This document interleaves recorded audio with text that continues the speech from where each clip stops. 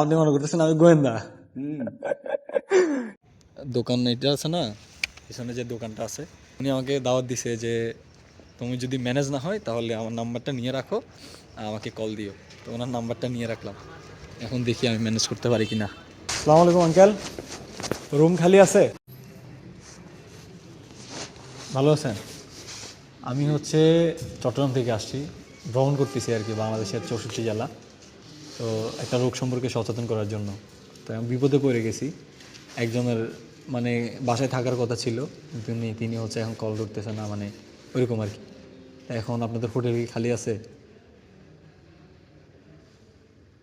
এটা ফোন, এটা দিয়ে আমি ব্লগিং করি। রুম খালি আছে।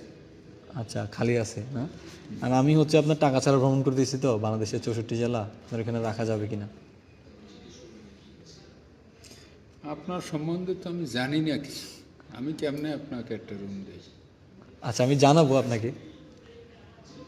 আমার বাড়ি হচ্ছে চট্টগ্রাম ফটিকছড়ি।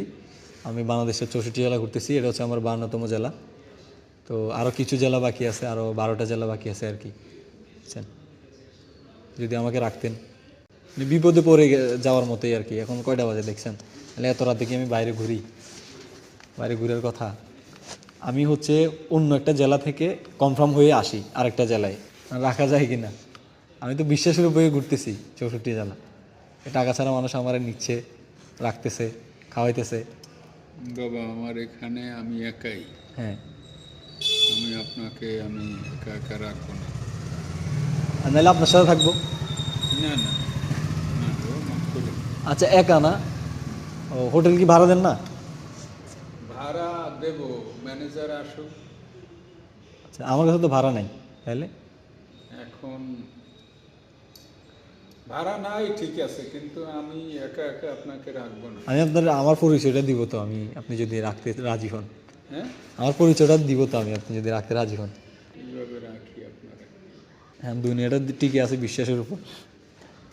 হ্যাঁ ঠিক আছে, আমি অপরিচিত একজন মানুষ আসছি আপনাদের এখানে। আবার আপনার ক্যামেরা ট্যামেরা সব অন করা? না না, ক্যামেরা ক্যামেরা অন করা নাই। অন করাই? অন করা থাকলে লাইট জ্বলতো। আমার আমার এইটার মধ্যে কি গেস্ট দেখবেন যে গেস্ট আছে কি না এটা? হ্যাঁ, আমার কোনো গেস্ট নাই। না না, আমি ঘুরতেছি, আমি ব্লগিং করি, বুঝছেন? আমি গেস্ট না। আপনার যদি কোনো সন্দেহ হয় যে এর ভিতরে কোনো গেস্ট আছে অন্য, পুরোটা তাইলে খালি, পুরোটা খালি? পুরাটা খালি, কি বলে? তাইলে আমি আপনাকে দেখাই দেব। ও, না না, আমি বিপদে পড়ে গেছি, যে এটা সত্যি কথা। এটা এমনি লাগিয়ে রাখছি যে, বুঝছেন, এটা এমনি লাগানো থাকে। এই যে আমার ফোন দুইটা তো, এটা এমনি লাগানো থাকে, চার্জ নাই এই জন্য।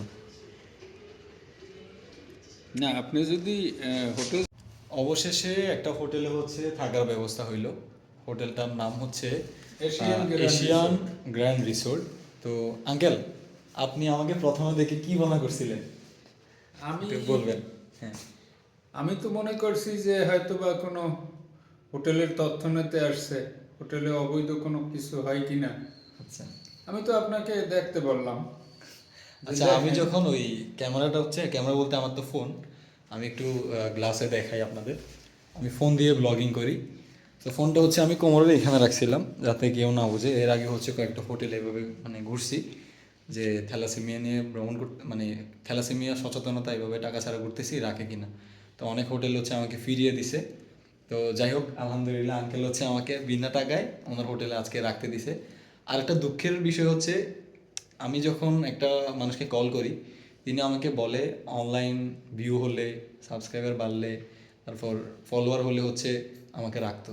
তো এখানে আরেকটা ঘটনা ঘটে, আঙ্কেল হচ্ছে অনলাইন তেমন একটা বুঝে না, যার কারণে আজকে 2.5 মাস ওনার হোটেলে তেমন গেস্ট আসে না। আসলে হোটেলটা অনেক সুন্দর, আপনাদের দেখাই, আর বাথরুমটাও কত সুন্দর, কিন্তু উনি অনলাইন না বুঝাতে আজকে ওনার এখানে গেস্ট আসতেছে না। যার থেকে হোটেলটা নিছে ওনারা হচ্ছে অনলাইন বুঝতো, তারপর হচ্ছে অনলাইনে বিজ্ঞাপন দিত।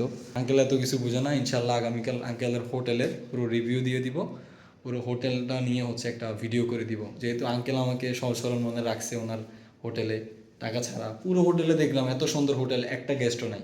উনি প্রথমে আমাকে ভেবেছিলেন আমি কোনো গোয়েন্দার লোক। খানা খানা নেই। আচ্ছা, ফ্রেশ হয়ে আমি আসি, হ্যাঁ আঙ্কেল। আচ্ছা আমি নিচে আছি। আচ্ছা। আমি যখন রুমে প্রবেশ করি তখন আঙ্কেল আমাকে জিজ্ঞেস করে যে খাওয়া দাওয়া হয়েছে কি না। তো আমি বলি যে খাওয়া দাওয়া হয়নি। তো আঙ্কেল হচ্ছে এখন পাশেই একটা হোটেল আছে, ভর্তা হোটেল, এটাতে নিয়ে আসে। নিয়ে এসে হচ্ছে বললো যে যা খাইতে মন চাই ওরা তা খাওয়াও,